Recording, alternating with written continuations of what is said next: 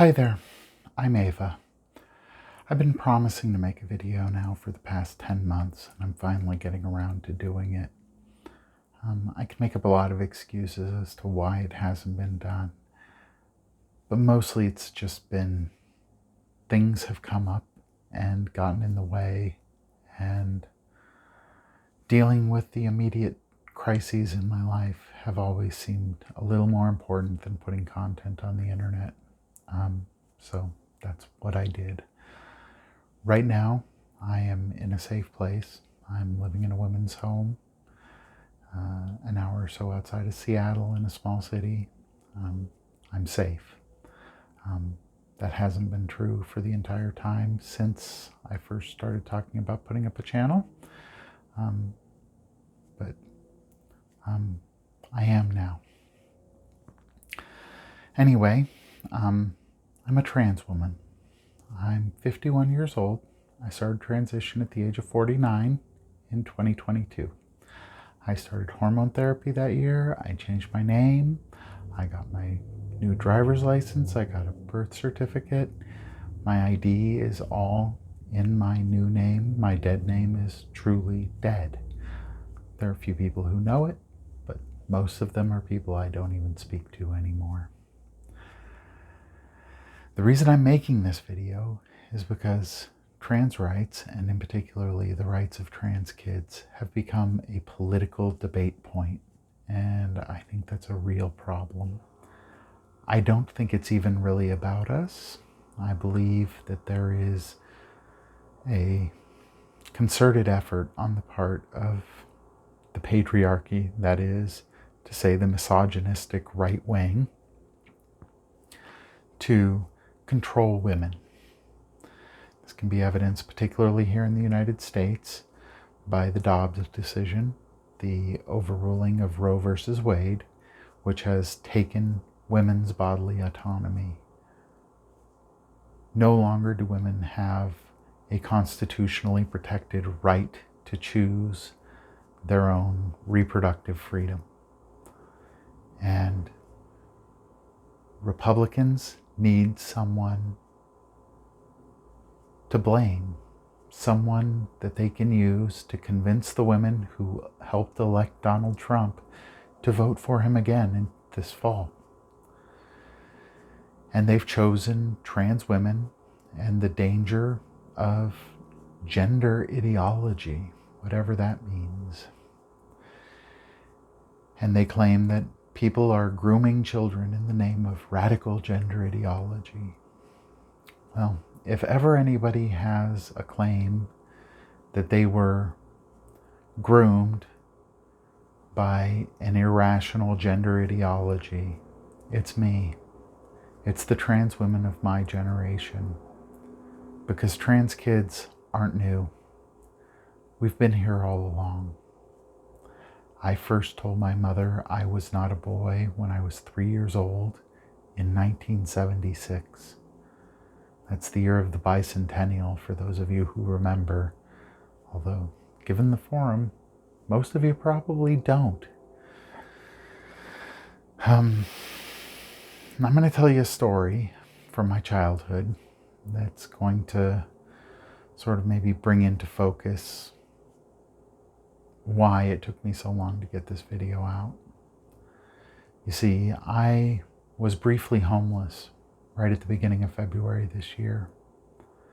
My long-term housing in exchange for caretaking gig was taken away from me in kind of a brutal, dishonest fashion. But it was taken away right at the same time that I had a dentist appointment, and I suffer from both dentophobia and a crippling fear of homelessness coming out of a particular incident that happened during childhood when I was 9 years old. And I'm going to tell the story of what happened when I was 9. It's not a happy story. It's quite traumatic, actually. Please bear with me. You're going to need a little bit of context to understand it. First off, my mother was born in northern Norway, 200 some kilometers north of the Arctic Circle, in a small village called Osa in the prefecture of Andøya in the state of Nordland. And in a place like that, in those years in the distant past, men were not consulted about family planning issues. It was entirely a women's issue. And one of the primary means they used to control reproduction was castor oil. Castor oil, when taken early in pregnancy, can cause a miscarriage. This is how women in northern Norway, in the years before medicalized abortion, practiced abortion. Men were not consulted. If the family did not have the wherewithal to support another child, the women would handle it on their own and tell the men, "We lost the child." Men were not considered emotionally stable enough to handle these issues. Women's reproductive rights, since time immemorial, have not been a political issue. They've been a women's issue. They've been subject to women's culture separate from that of men. And this changed as medical abortion became dominated by the medical field, which is dominated by men. And recently, when abortion rights were overturned in the United States, the men who'd seen to it that that happened, that is to say the Republican Party, need another scapegoat. They need to convince women to vote for them in spite of what they've done.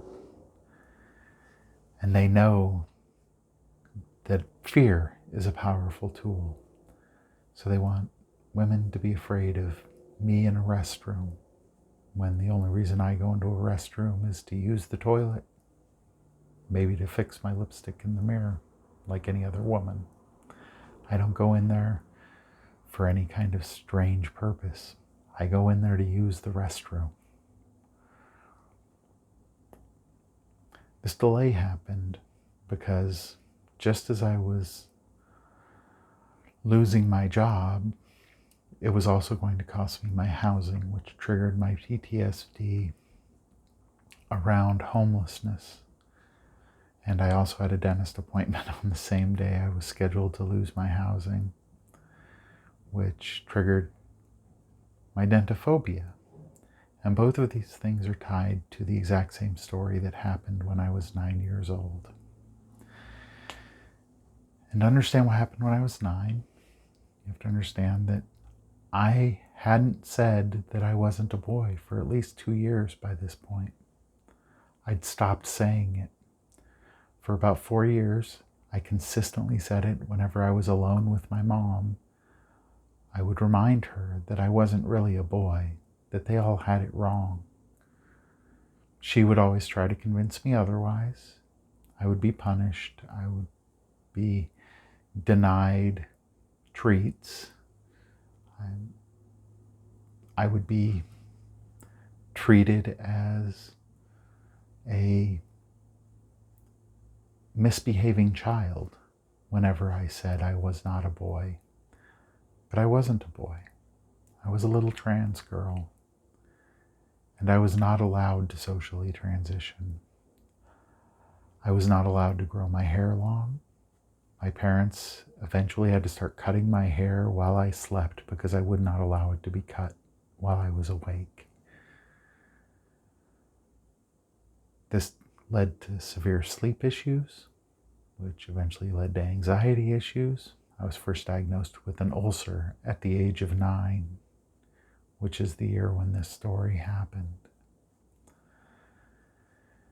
And the story happened when I was at the dentist one day with my mom, who was not happy to be taking the afternoon off of work to take her child to the dentist for a filling. And when the dentist didn't use enough Novocaine, and I started crying, and I came out of the dentist's office bawling my eyes out, my mother was furious. She felt humiliated that she had a boy who couldn't handle a little bit of pain from a filling. And she started screaming at me pretty much the whole way home. And eventually, when we were just a few minutes away from home, her long monologue started to run out of steam. And she eventually got to a stoplight, put out the last cigarette from her pack, grinding it out in the ashtray very angrily. And she said, "Boys don't cry." And I looked at my mom and I said something to her I hadn't said in 2 years. I said, "I am not a boy." And my mother, the woman who up to that point professed to love me, looked at me and said, "I wish I'd drunk the castor oil in April instead of October."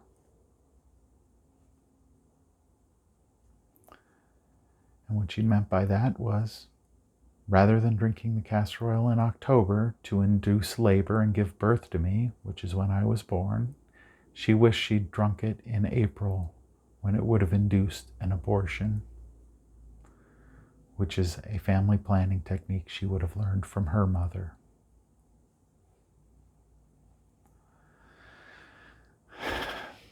I didn't understand what she meant by it at the time, but I did eventually figure it out by talking to my grandmothers. And then one night I confronted my mother about it. And my mother and I got into a screaming match in my bedroom. And my father eventually came in to see what all the screaming was about. And I told him, I said, "Mom said she wished she'd aborted me." And my mom called me a liar and slapped me across the face. And when I slapped her back, she threw herself on the ground, claimed that I'd taken an eye out, and called me and started screaming and yelling until my father pointed at me and said, "Get out," all because I just slapped her back after she called me a liar when I was telling the truth. And I went out and I got on my bicycle and I rode to a nearby park where I sat in the woods and I cried. I was about 3 blocks from my house, not very far.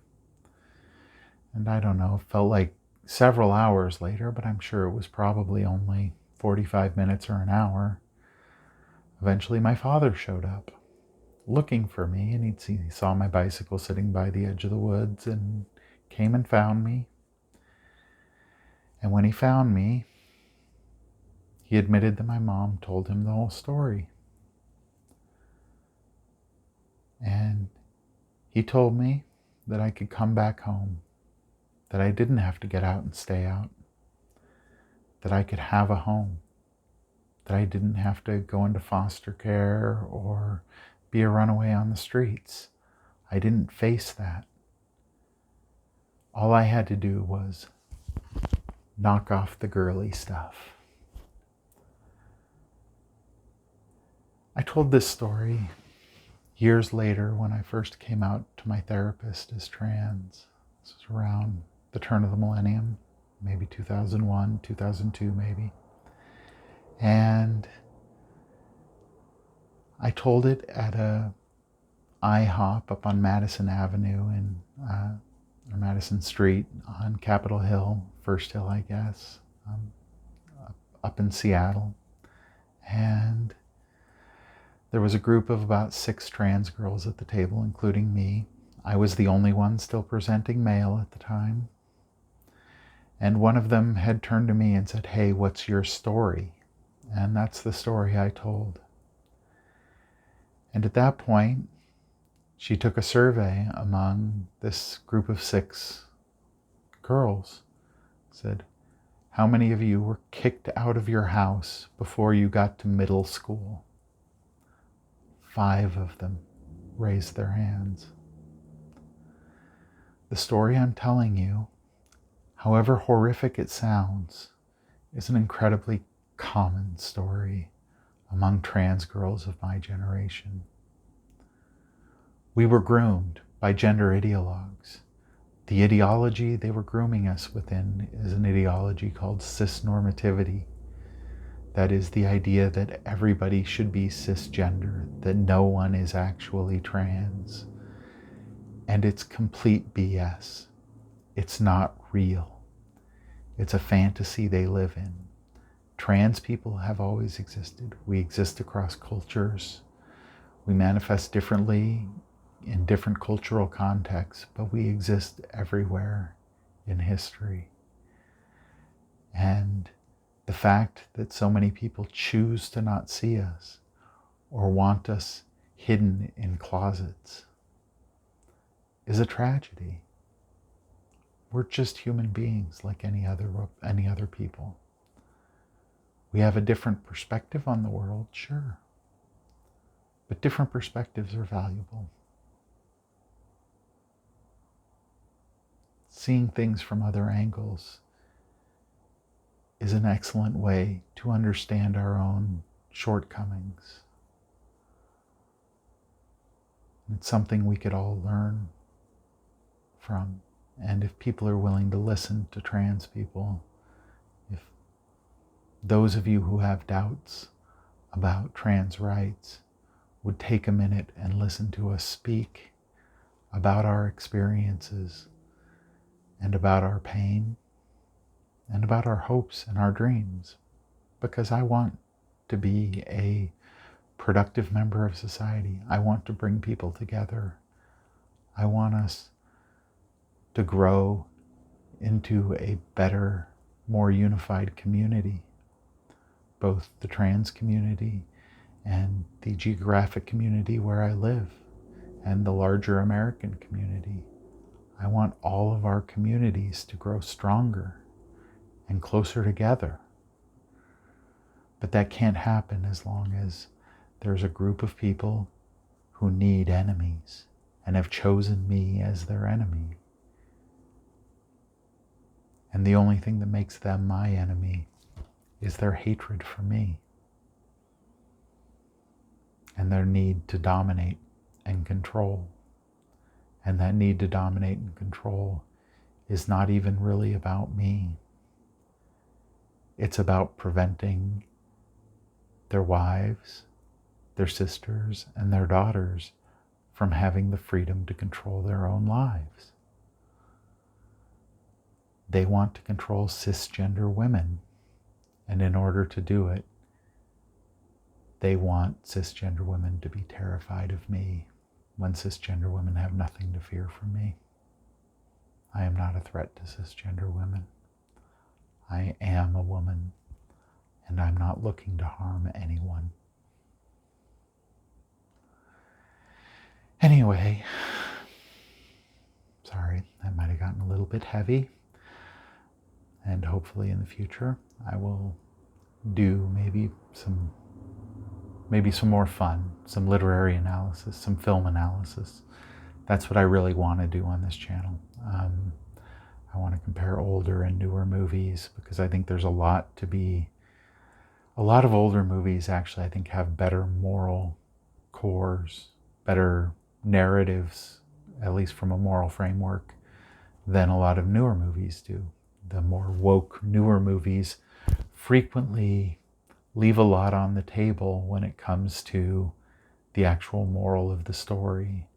And I kind of want to delve into that. And there's several older movies I really want to get into and talk about why they're important to me. Some of them because I'm trans, some of them because I'm a woman, and some of them just because I'm a human being and they have valuable things to say about human beings. Anyway, I'm sorry it took me so long to get this first video up, and I hope my story maybe gives you an idea of who I am and why it took so long. Good night.